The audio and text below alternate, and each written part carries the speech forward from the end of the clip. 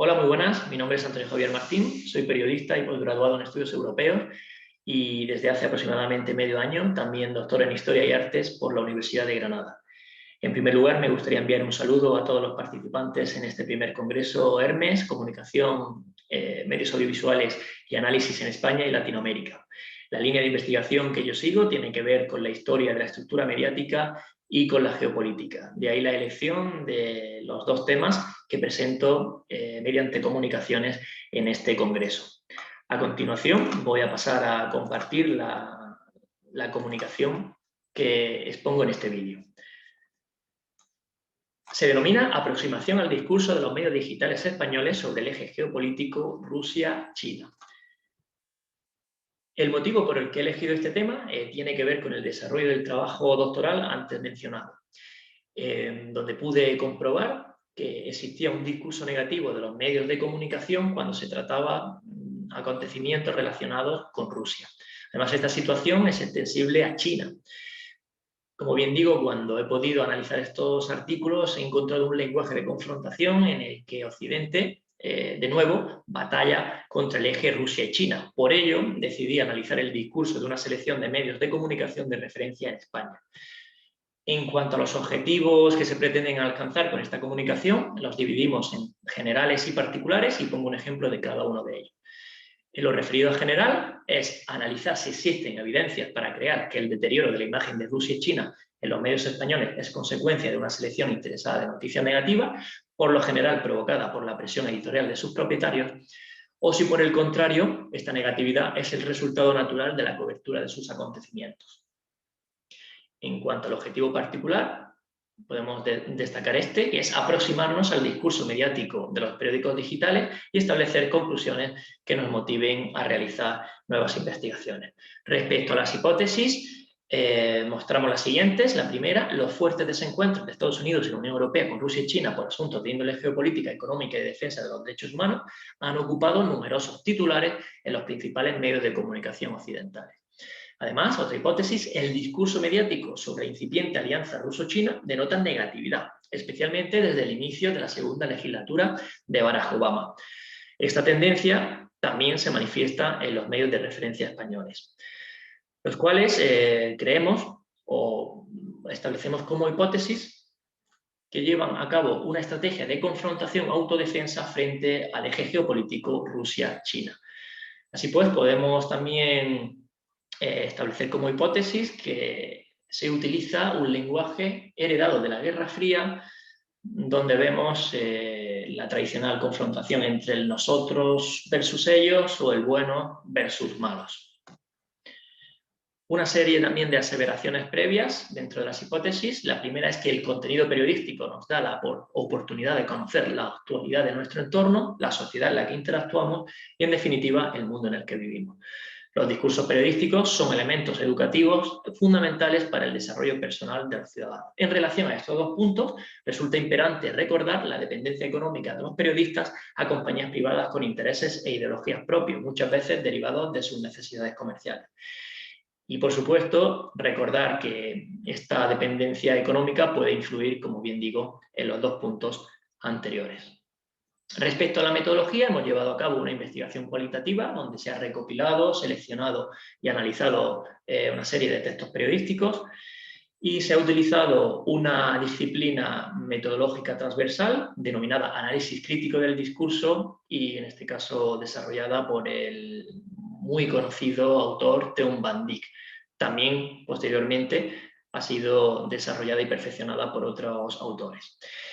El estudio es realizado dentro del marco científico de la economía política de la comunicación y siempre basado en los fundamentos de la estructura de la comunicación. Podemos decir igualmente que el análisis estructural de los mensajes informativos que hemos realizado se detiene sobre todo en los intereses que pueden estar detrás de estos mensajes.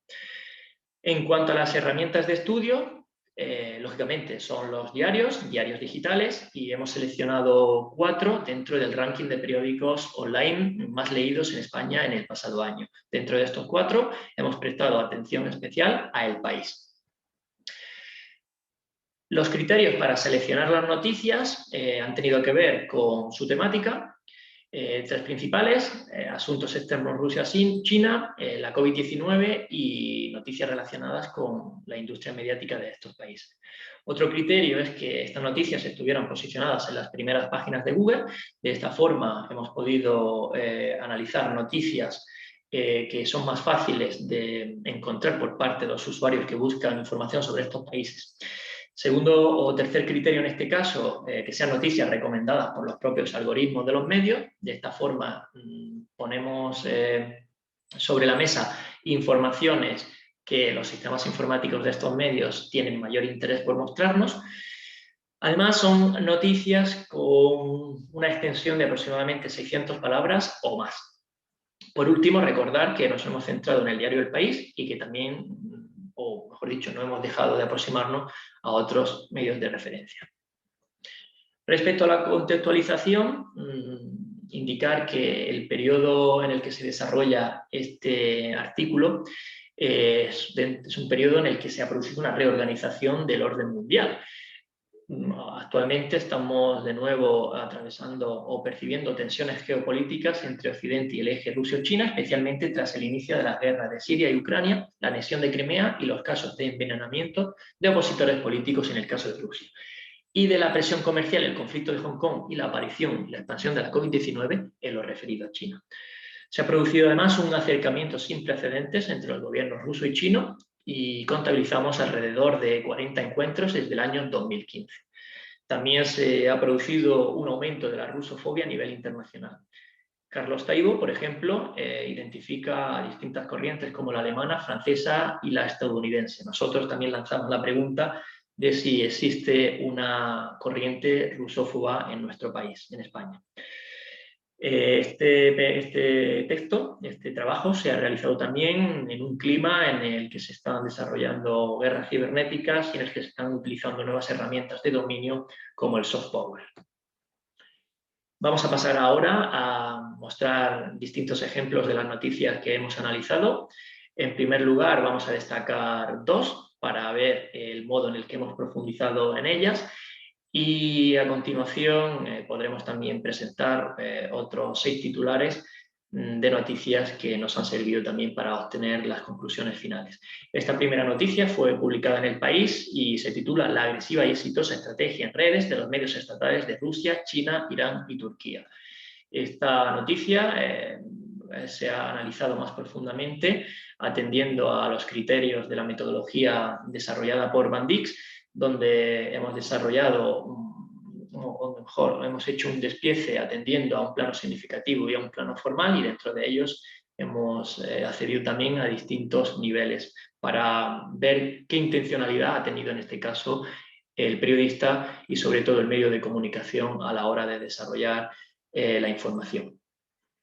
Otra noticia en la que hemos profundizado se titula así y ha sido, en este caso, publicada en La Vanguardia. Como bien decía, su título es "Rusia y China utilizan sus vacunas para entender su influencia ante el sálvese quien pueda occidental". De nuevo, hemos utilizado nuestro cuadro de trabajo, donde también hemos hecho un análisis exhaustivo de los distintos caracteres, ya fueran implícitos o explícitos, de lo que el periodista quería demostrar con el desarrollo, en este caso, de la noticia antes mencionada. En cuanto a los titulares que comentaba anteriormente, que también íbamos a repasar, son los siguientes. China pide a Rusia construir un frente contra el proteccionismo de Trump. Rusia y China refuerzan su asociación estratégica frente a Occidente con un gasoducto. Un país más rico pero menos democrático, datos básicos para entender Rusia. Rusia, China e Irán tratan de sacar ventaja del caos de Estados Unidos. Putin saca pecho ante Biden y amenaza a Estados Unidos. Y finalmente, una amistad para gobernarnos a todos, el plan de Xi y Putin que cambiará el mundo. Estas dos últimas noticias, una ha sido, la primera, la izquierda, ha sido extraída del periódico y la segunda del Confidencial. Por dar alguna información sobre ellas, incluso una curiosidad, en el caso de la noticia Putin saca pecho ante Biden y amenaza a Estados Unidos, si nos adentramos en el texto podemos ver que no existe una amenaza literal de Putin hacia el presidente de Estados Unidos. De hecho, lo que se produce es una mención en el discurso de ambos presidentes en los que consideran a cada país como posibles amenazas para el otro. Pasamos ahora a analizar una serie de conclusiones extraídas no solo de los dos artículos que hemos ejemplarizado o que hemos mostrado como ejemplo de un detalle más profundo del análisis de discurso, sino también de los otros análisis, de los otros artículos en los que hemos repasado sus titulares. La primera conclusión es que informar sobre el eje Rusia-China como potencial amenaza de Occidente es una tendencia consolidada en la prensa digital española. Sabemos que las noticias que generan miedo e incertidumbre generan más clics y visualizaciones, es decir, generan más usuarios y tráfico en los medios digitales.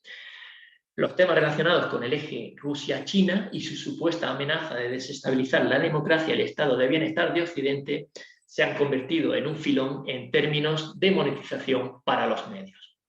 Otra conclusión es que, desde un punto de vista estructural, los medios atienden a los intereses y la línea editorial de sus propietarios. En el caso de los grupos de comunicación españoles, al igual que la mayoría de los occidentales, se aprecia un denominador común: el cuestionamiento y la crítica de un gran número de acontecimientos relacionados con China y Rusia, así como de los flujos informativos generados por los medios creados y controlados por estos gobiernos.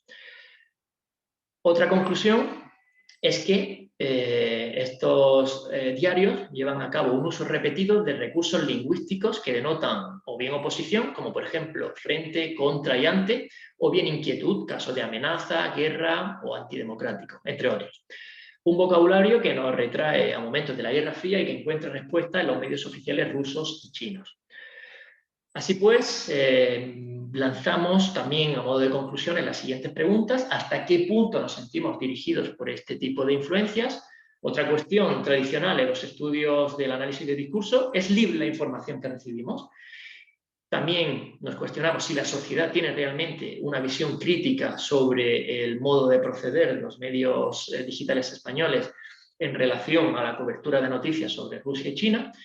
Y por último, nos planteamos si no estar de acuerdo con las críticas hacia Rusia y China nos hace también peores ciudadanos o ciudadanos menos democráticos.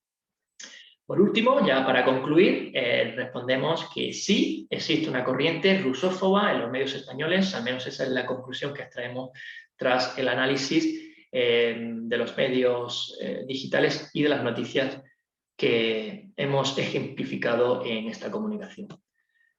Nada más, simplemente agradecer a todos el haber estado ahí viendo este vídeo y simplemente desearles pues, que este congreso sea de mucho provecho y espero que volvamos a escucharnos y a leernos muy pronto. Muchas gracias por el interés.